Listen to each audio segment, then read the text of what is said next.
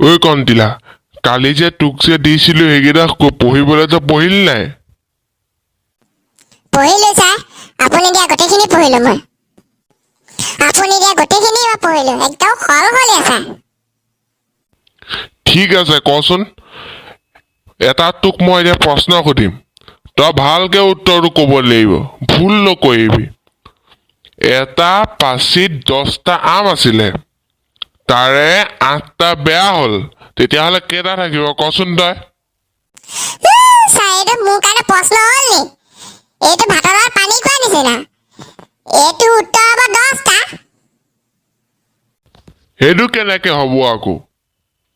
10টা আছিলে, তাৰে 8টা বেয়াই হ'লচোন, কেনেকে আকৌ 10টা থাকিব? আপুনি কি প্ৰশ্ন কৰিছে? আমকেইটা বেয়া হোৱাৰ পিছত নাৰিকল হৈ যাব নেকি? আমকেইটাতো আমেই হৈ থাকিব, বেয়া হ'লেও আম, ভাল হ'লেও আম। হা?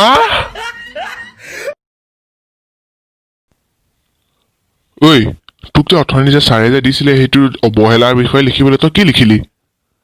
মই যে ইমান ভালকে লিখিবই নোৱাৰিলো পাই। তইচোন একেবাৰে 3খন নে 4খন পেজ লিখিছ তই একেবাৰে। মই পুৰা লিখিছো। মই একদম 4খনমান পেজ লিখিছো জানে নাই?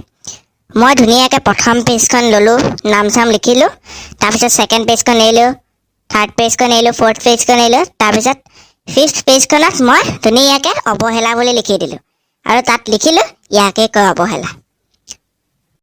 অলকথ, সেইটো অৱহেলাৰ ৰচনা লিখিছ? তোৰ লগত থাকিলে ময়ো পাগল হ'ম, তোৰ ওচৰৰ পৰা যোৱাই ভাল।